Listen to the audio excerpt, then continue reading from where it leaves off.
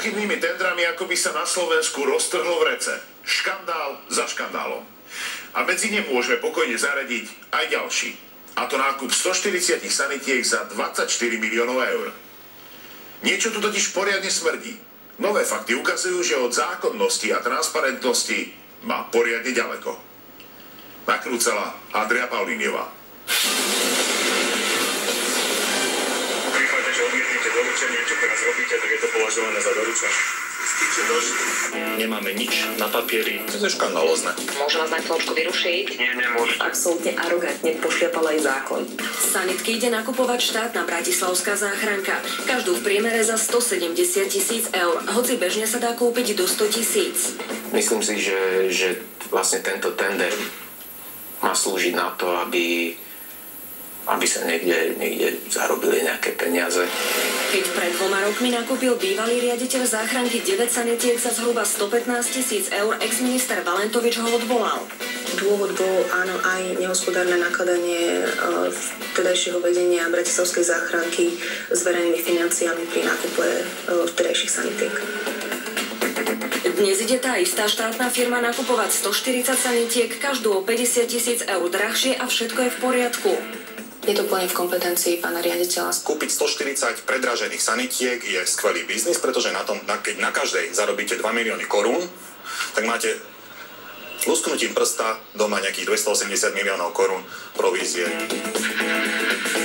Štátna záchranka vypísala tender už 2-krát. Od začiatku sa hovorí o vopred vybratom víťazovi a kritériách našitých na konkrétnych dodávateľov.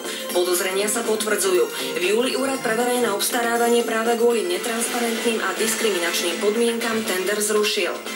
Sa tam zadefinovalo, že auto má mať 5 valcov a všetci vedeli, že len jedno takéto auto na trhu bude vyhovovať. Ani na novo vypísané podmienky ale neboli v poriadku. Keď sme sa na ne pred mesiacom pýtali riaditeľa záchranky, reagoval podráždene. Sa pýtam, ako je možné a od koho máte informácie, pretože toto nemáte vedieť. Riaditeľ mal vtedy dôvod na nervozitu. O týždeň totiž Úrad pre verejné obstarávanie znovu označil jeho tender za diskriminačný. Ak si myslíte, že záchranka podmienky opäť prerába, mýlite sa. Tentokrát rozhodnutie úradu úplne odignorovala a tender vyhodnotila. Ja mám informáciu, že tieto kritériá, ktoré úrad doporučil zmeniť, neboli použité pri vyhodnocovaní ponúk. Podľa rozhodnutia úradu, ktoré keď si niekto prečíta, tak z neho je zrejme, že boli to také podmienky, ktoré majú zásadný vplyv na výsledok verejného obstarávania. Vedenie záchranky zrejme posilnené podporným postojom ministra, ale na úrad kašle.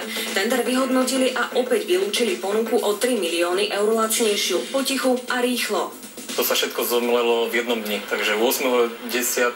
oni dostali rozhodnutie z úradu pre verejné obstarávanie. V ten istý deň na 9 hodinu ráno stanovili termín otvárania obálok. Bez nejakej možnosti naozaj vôbec sa k tomu zúčastniť. To je škandalózne. To je na úterák za normálne okolnosti a byť ministrom zdravotníctva takého riaditeľa štátnej príspevkovej organizácie musím zo dňa na deň odvolať, pretože porušuje zákon tejto krajiny. Zrejme však pán Moťovský vo funkcii zostane, až kým celá táto procedúra nezbehne. Arogantný prístup vedenia štátnej záchranky nemá hranice. Nechceli sme veriť tomu, že vylúčený účastník tendra sa im márne niekoľko dní snaží doručiť žiadosť o nápravu.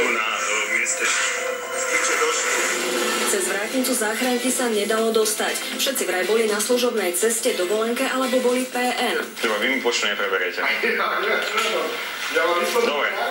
Dobre, máte zákaz. Sme získali informácie z pošty, že spoločnosť záchranná zdravotná služba od 9.10. neprebrala žiadnu poštovú zasielku. O rozhovor sme samozrejme žiadali aj riaditeľa záchranky Borisa Moťovského. Na chvíľočku vyrušiť? Nie, nemôžete. Dovidenia. Na písomné otázky odpovedal tým, že na nás podáva trestné oznámenie a dialóg považuje za ukončený. Na Úrad pre verejné obstarávanie boli námietky doručené 23. októbra, že v ten istý deň boli doručené aj obstarávateľovi. Takže či to prevzal, či neprevzal, doručené tie námietky boli.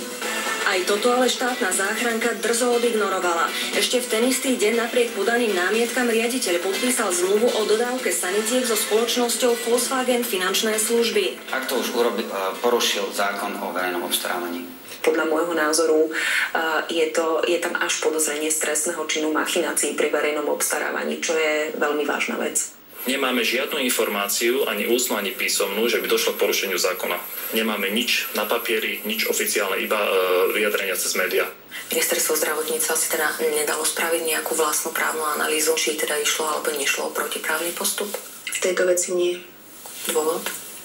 Čakáme na výsledok kontroly Úradu pre verejné obstarávanie. Už zo súčasnej situácie je jasné, že došlo k veľmi absurdnému a veľmi vážnemu porušeniu zákona a ak nebude konať, tak de facto podľa môjho názoru toto konanie kryje. Spoločnosť Volkswagen Finančné služby, ktorá s nami tiež komunikovala iba písomne, odmieta tvrdenia, že zmluvu podpísali protiprávne. Kto bude pre nich sanitky vyrábať, nám prezradiť nechceli. Nám sa ale podarilo zistiť, že je to česká firma Sikar. Jej konateľ nám potvrdil, že na sanitkách už robia. Prvých 48 by malo byť na Slovensku už tento mesiac. Takovýhle kvantum není samozřejmě úplně běžná dávka, ale nicméně my jsme k tomu přizpůsobili všechny možnosti tak, aby jsme samozřejmě tu dodávku splnili.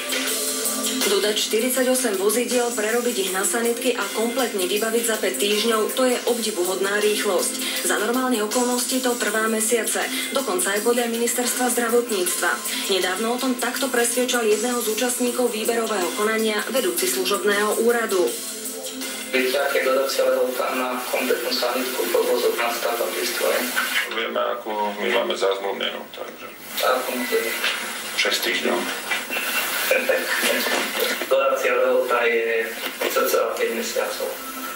Ako to teda môže stihnúť víťaz sanitkového tendra za mesiac? Iba tak, že by s výrobou začal oveľa skôr, ako mohlo byť jasné, že zákazku získa. My máme k dispozícii zábery, ktoré dokazujú, že auta stáli na dvore českej firmy ešte pred podpisom zmluvy. Apropo, spoločnosť Sikar nemá na prestavbu vozidiel potrebné povolenia Slovenského ministerstva dopravy.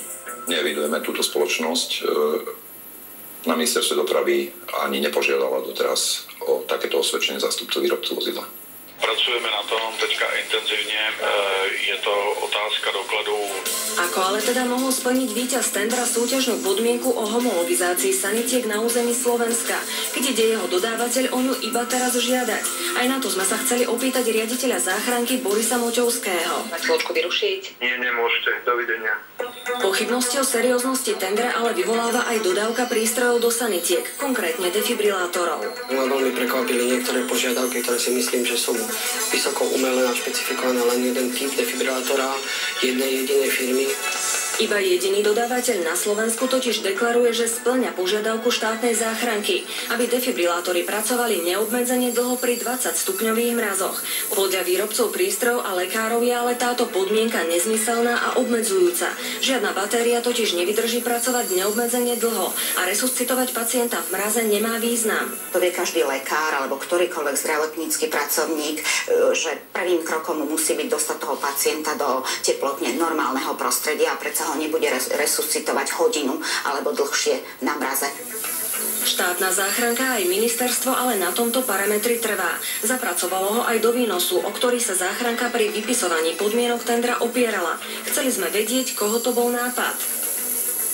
Prišla pripomienka z terénu od odbornej spoločnosti, ktorá sa venuje urgentom. Čiže môžeme ju špecifikovať?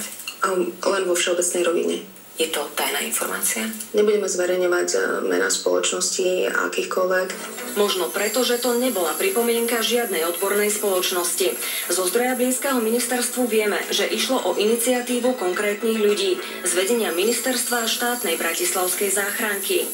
Tým pádom vlastne ako keby vyšachovali viacerých hráčov z toho trhu. Ministerstvo trvá na tom, že podmienku spĺňajú defibrilátory viacerých výrobcov. My sme ale videli oficiálny list, v ktorom toto tvrdenie spochybňuje. Ako príklad v ňom totiž uvádza iba jediného výrobcu.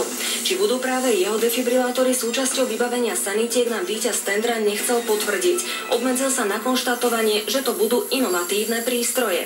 Dodávateľ bol ale zhovorčivejší. A môžu to byť len tie, s ktorými bolo v tendri